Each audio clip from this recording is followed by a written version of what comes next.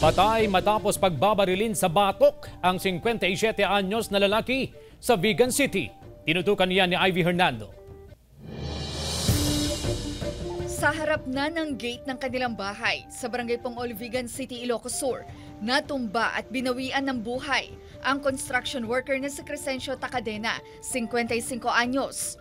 Kakauwi lang ng biktima matapos niyang ihatid ang kinakasama sa trabaho pero pinagbabaril siya ng mga hindi patukoy na salarin. Doon po sa nakatalikod po siya, mga 3 hanggang 4 na putok siguro yung narinig doon, ma'am. Ayon sa pulisya, 2 tama ng bala sa batok ang tinamo ng biktima mula sa pinaniniwalaang kalibre 45 na baril.